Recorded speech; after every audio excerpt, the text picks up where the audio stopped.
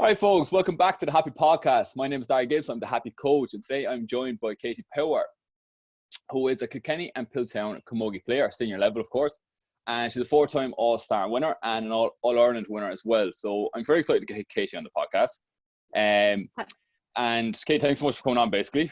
I'm really, do really appreciate it, because obviously with, a big part of what I do in my business with the Happy Podcast, I like interviewing people who have an interest in life, and obviously playing senior hurling or senior camogie for that length of time for Kilkenny as well obviously takes a lot of dedication and commitment. So I like to dig deep in basically your mindset and kind of where you're at the moment, I suppose.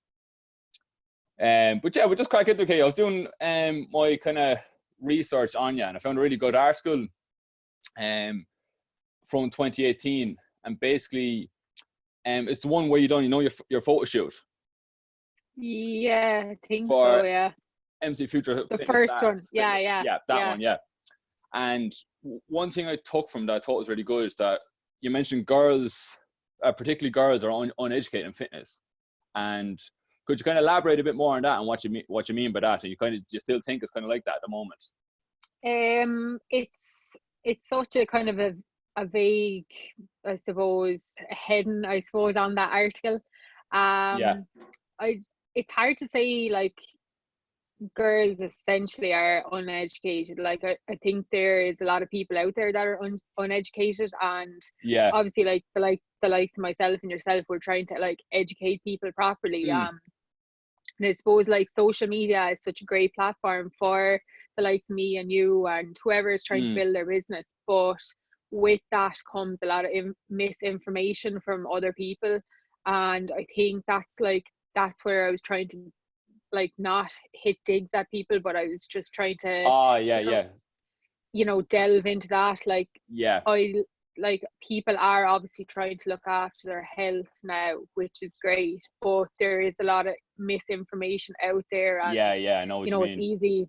It's easy for girls to see someone like with a six-pack or ripped looking class on a beach and be like, geez, I'd love to look like her, but there's so much more to health than having a six-pack or like being in great shape. 100% agree. Yeah. So that's really where I was kind of coming from. It's hard. It is getting, maybe it's getting better and getting worse at the same time. I don't know. It's hard to really judge it. Yeah, I kind of find that as well with some people. Like, I like using particularly Instagram as an educational tool, because there are a lot of people who post amazing content. But I think particularly young men and women who would just be insecure about their bodies from just looking at these amazing 1% people, and they're not sure what way to go about it, and they just see, right, if that's what they're doing, I must do that. I think that's kind of where I do agree with Janessa's sense that people are nearly misinformed with so much information out there. They're not actually sure what to do. Do I do this? Do I do that? Do I do this? Or whatever. And there's not actually as much truth with a lot of social media pages, I find. Yeah, definitely. And like, you'll find the pages with nearly smaller followings actually have way better content. Yeah, and 100%. Way more educational content as well. Now, don't get me wrong, I follow my vloggers and I love looking at them as well, but it is the people that have the education, have kind of more life-like balance, like have a proper, have to do their work, to make their living, kind of. That's more realistic to what, people are trying to buy, I suppose. Yeah, of course. And like, I think social media is great, like you're touching on there.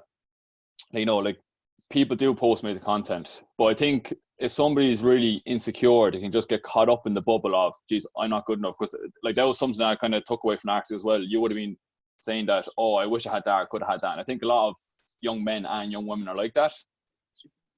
And I suppose, then, like, you were touching on then, basically, like, even there's a lot more to being healthy than just being ripped.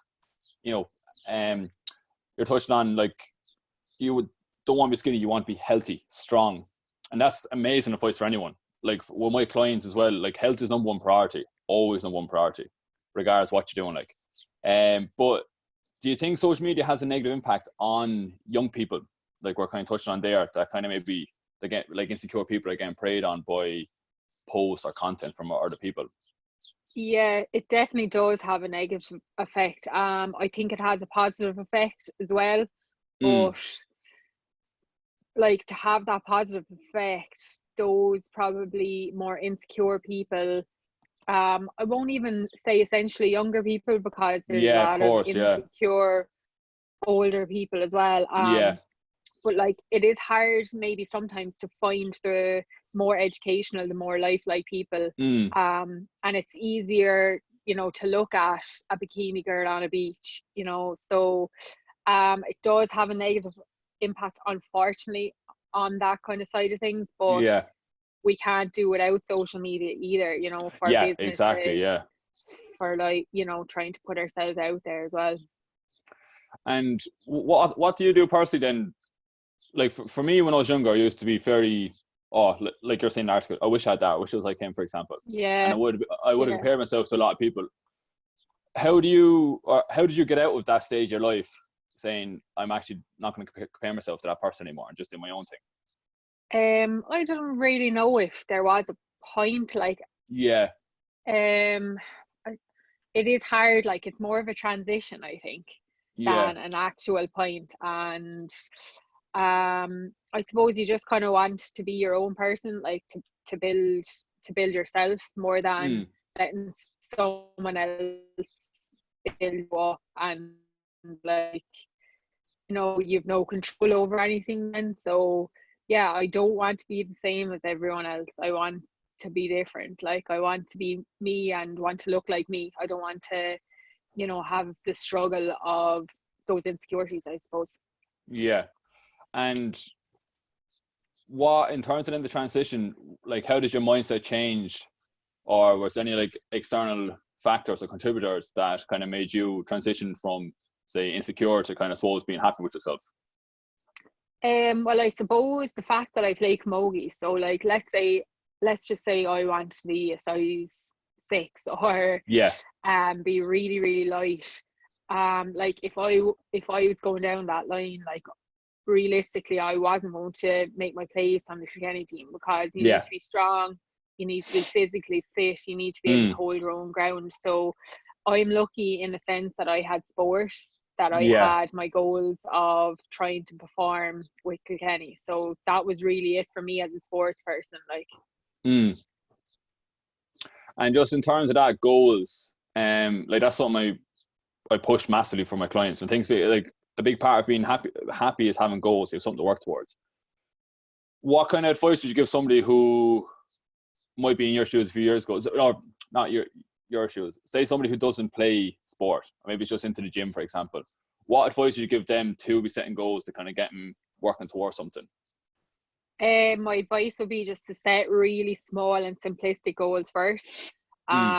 Obviously everybody has an end goal, but like to get to those end goals, there's a lot of process goals in between. So like let's say you have a massive end goal, but like you can do weekly things to get towards that goal. So that's the way I kind of put it. Like I'd have a big massive end goal, but then like it's going to take a good while to get there. It's not going to happen overnight, so you're going to have a lot of processes in place, like your weekly goals, your monthly goals, and like it's not always going to be linear. It's going to be a bumpy ride, like, so just you know, making sure that you know that it's not always going to be straightforward, that there is going to be bumps along the way.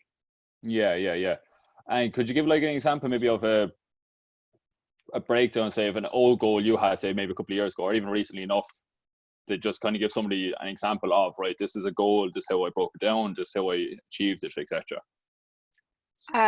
Probably fitness levels would have been one. Like I was always like grand, probably middle of the pack at training, let's say, and then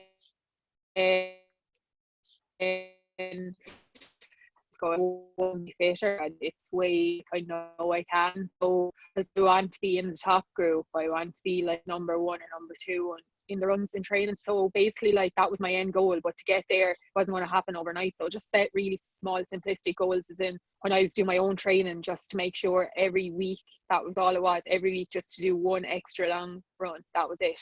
Okay. And I built it up, and like, it was really small, so small. Yeah. It probably sounds so silly, but like, I did see the benefits from that. Like, so it was pleasing enough. Yeah, I think like the weekly and kind of the small goals, what you're just mentioning there, it's good to build up momentum and for confidence as well. And I think a lot of people might just say, right, this is my goal, but like, you're breaking down to process goals, weekly goals, and those weekly goals give you confidence and momentum then to build up to the goals. I think that's a really, really good point. And yeah, definitely, yeah.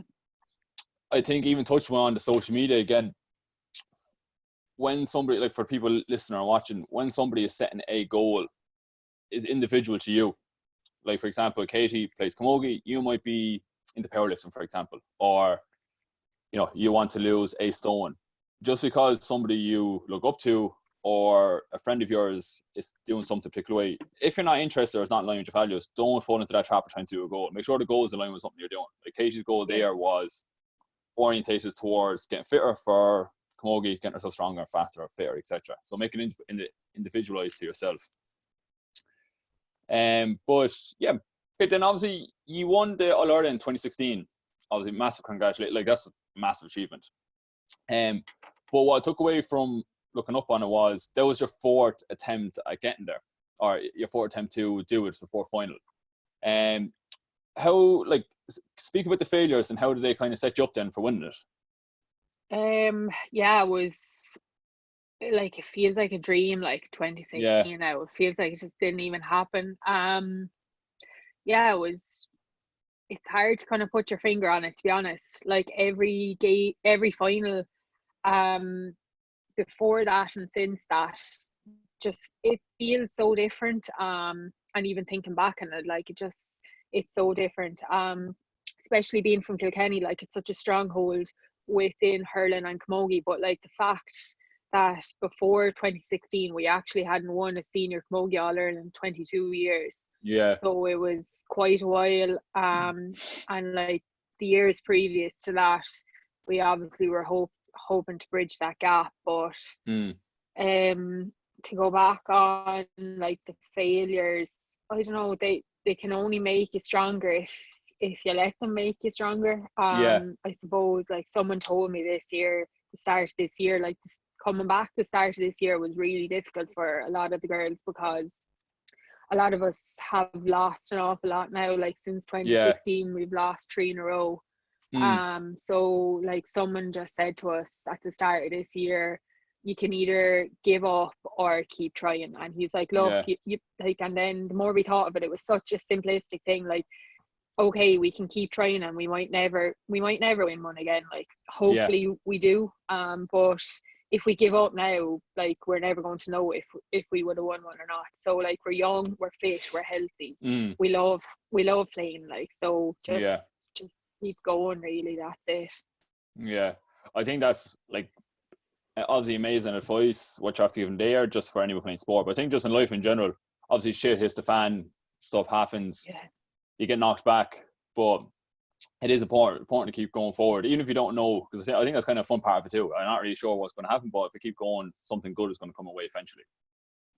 Yeah. And like, if you give up, you're never going to find out. Yeah, 100%. And then, you know, actually, like, when you actually won the All Ireland in 2016, can you kind of put in the words, obviously that was 4 years ago, can you put in the words how that moment felt for you? Oh geez, it was just like euphoria. Like, it was unreal. And never, like, it's even kind of just thinking back on the memories, they just give you goosebumps. And obviously, like, at the time you're so kind of caught up in the moment that you probably don't realize what's going on around you. But like, you'd be just thinking back on it, and like, you'd see your parents in the stand and like, they'd be crying, and just like, everyone around you, I'd be just so proud. Like, and like, even come back to Kilkenny that Monday. Like we kind of grew up Kenny of going to the lads' homecomings. The men, like we never seen a women's one before, and like there was thousands of people on the streets, and like unreal. I didn't expect that amount. Yeah, I didn't expect it, and none of the girls did. And like since then, obviously, we've been coming back without a cup, and there's not as many people there. But it really makes you appreciate the good times looking back. And it was a great day. Like, geez, I'd do anything to just get one more of them. But it was unreal. That's class. You described that really well, actually. I'd imagine, when you kind of come back with the actual trophy and there's thousands of people there, you're just kind of overwhelmed, I suppose, with emotions, really. Yeah, it was crazy to see that amount of people, because like we weren't expecting that amount to be there. Yeah. Like even driving down through the streets of Kilkenny, there was actually like people out in the streets clapping us. And then when we got to the city hall, like there was thousands of people there, like waiting for us. It was class. That's unreal. What a buzz. That's actually amazing. Yeah. And then, like, so for me, I'm a coach and a personal trainer, basically. But I used to play sport. I'm really interested in kind of high level athletes, just get an insight into kind of what they do. With the Kilkenny team, like, what's kind of the training process, say, prior to lockdown, obviously, because you're not training at the moment. But like, like when Kilkenny are in full flow, championships, stuff like that, what way does kind of the week go for you, the year go for you in terms of training, nutrition wise, training wise, etc.? Like, what way did they break it down for you? So obviously, like, the stages of seasons would be like training would be periodized. So like the start of the season is obviously very heavy. You have your pitch sessions, and you also have like your gym work and stuff. Yeah. So then from there, then you'd be moving in towards like this time of the year, like everyone would be absolutely buzzing because the ground's hard. You can literally smell championship is coming. Like, so obviously this time of the year would be just a lot more hurling based stuff. And your gym session would probably be cut like to maybe once, maybe twice, depending on the player a week. Like, so you could be training. Some people like myself, I'd probably train 6 times a week. Some girls train 4 or 5, and there's always 3 collective trainings on pitch. So then it's up to you outside that then to get the sessions in after that. Yeah. And with this, like you're saying that you train 6 times a week, what additional stuff would you be doing by yourself? Would you do a lot of strength conditioning, weight training, or what way do you go about it? Weight training. So like if we were doing 3 days a week on field, I'd try get 2 weight sessions in, and depending on how the body is feeling, either an active recovery session or just straight recovery. So as I said, it kind of depends on how the body is, like how it's holding up. If it depends, like if we're in like real hard preseason, it's probably more recovery than active recovery, like just trying to, or like losing a weight session and adding in an extra active recovery, something like that. I get you. And with the stuff outside of the field sessions, would you design your own program, or would like Kilkenny do it for you, or like do you get somebody to personalize your actual gym program for you? So we have a strength and conditioning coach, so he would be putting stuff in place for us. And like every player is different, so every player has different weaknesses to work on as well. So it is different for everyone, I suppose. And what kind of stuff would you have been working on in particular, like say something like to improve your weaknesses? So about a couple of years ago, when was the last one? December 2015, I had my last knee operation. So I've had 4 before, had 3 before that, so I had 4.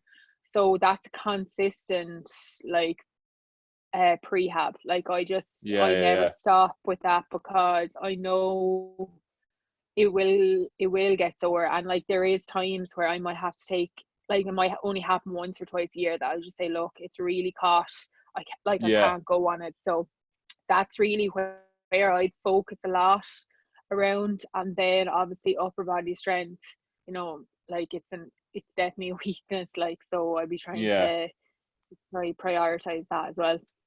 Okay, happy days, and that's really good. And obviously you're in really good shape, Katie, because you're playing senior hurling since 2008. What's kind of your fitness routine like in general? Like, I know you're touching now you can train 6 days a week after recovery, but like just for somebody listening, say maybe give a breakdown of say Monday to Sunday, like, you know, maybe a bit of like what time, like how long do you sleep, what is your after recovery, like what time do you train at and stuff like that. So let's say like before COVID-19 or before the lockdown or after? And maybe both, sure. We no harm actually comparing the two of them to each other, because actually one of my next questions is to do with the lockdown. Yeah, so before the lockdown, like let's say we'd be training 3 days a week. So I would try, as I said, get my 2 gym sessions in with that. That's definite. And with that, I would usually try go in the morning, because I just like to kind of get my a good session done in the morning, whereas I always kind of feel a bit lethargic in the evenings. I don't feel like I get as much benefit out of it. So either I try either do it first thing or at lunchtime actually. So I'd always get like a good hour in. Active recovery would either be a bike session or cross trainer, or if I was really stuck a jog, I actually don't like them, so that's a struggle. So that would be the way we'd work it. Like you would usually train Tuesday, Thursday. So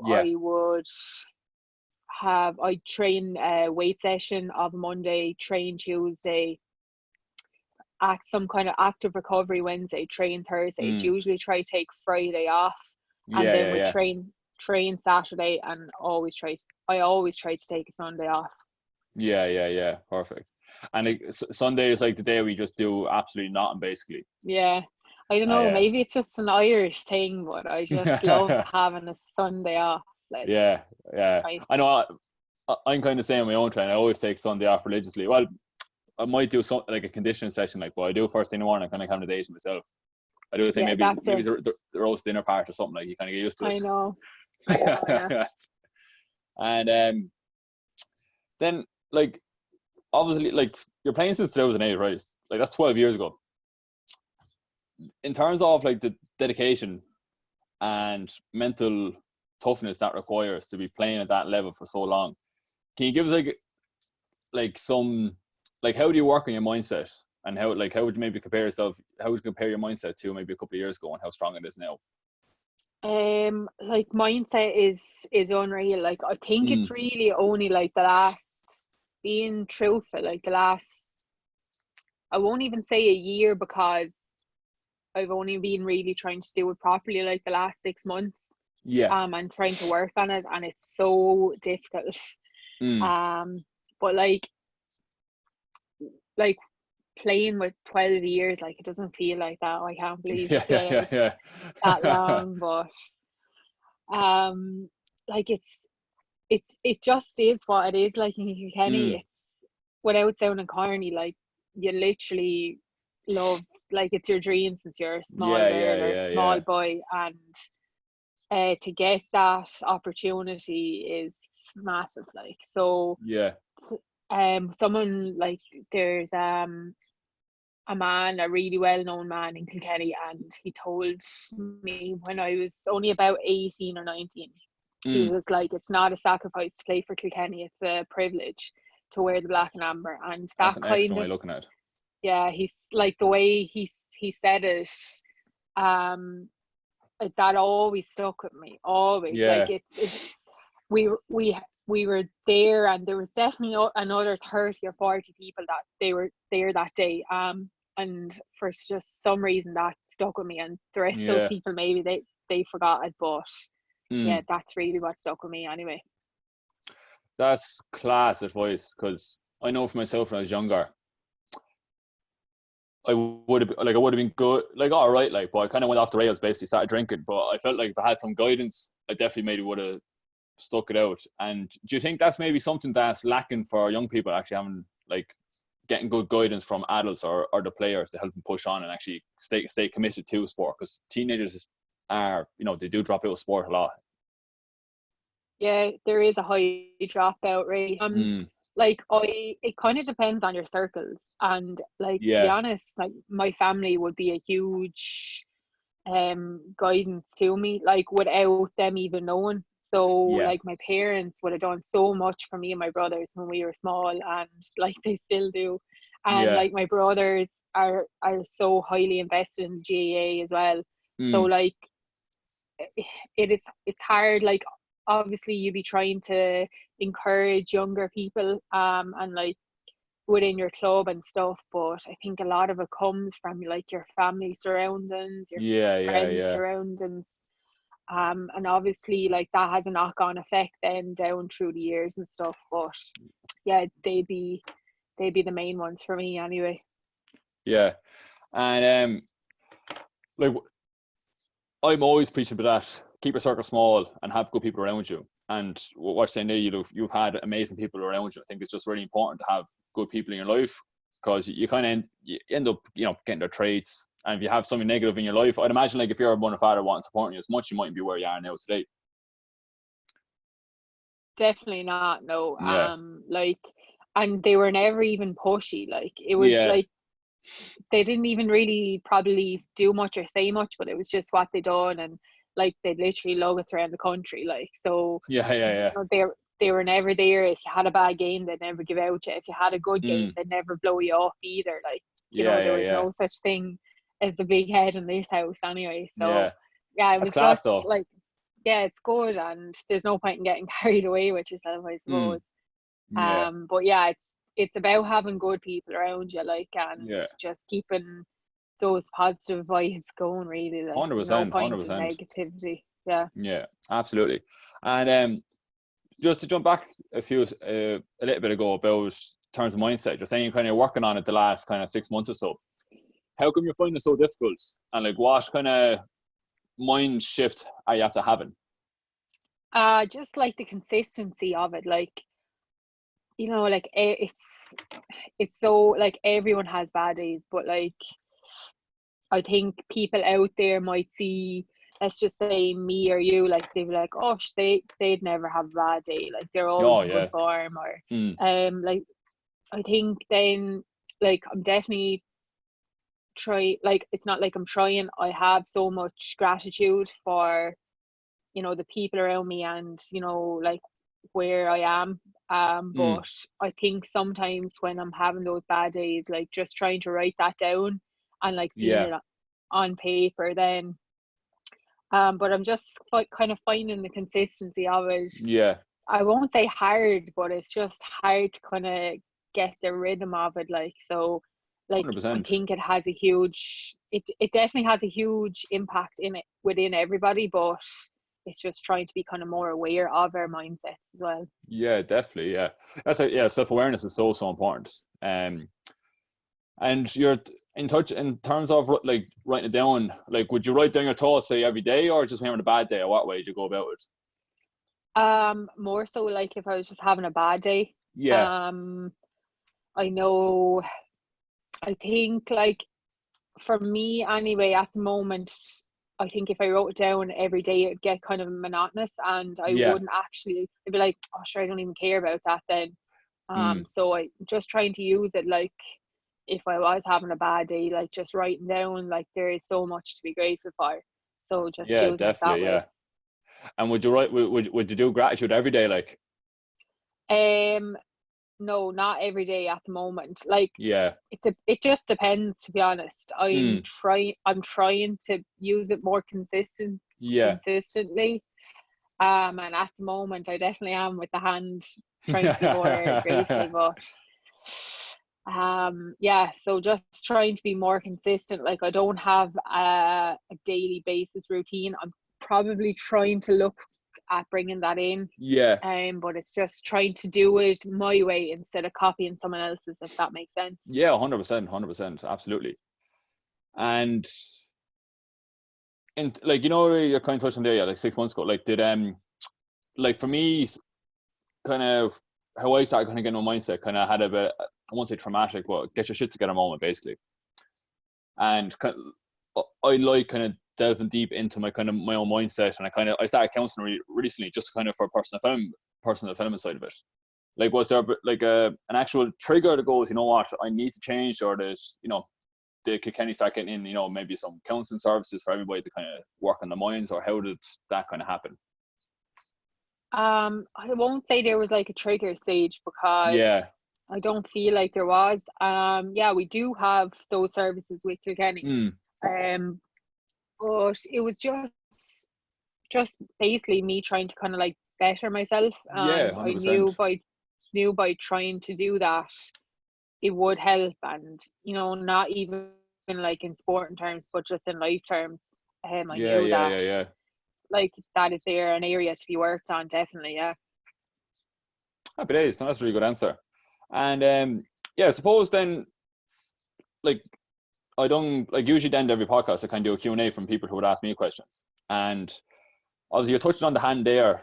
How is that going for, I know we're chatting before the podcast, but how is the hand kind of going for you at the moment now? That was just one of the questions I got asked.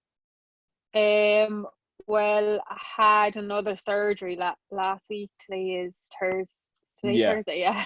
So I'm a week over it now today. It's frustrating, definitely, because it's my second one in a couple of weeks, or a couple of months, sorry.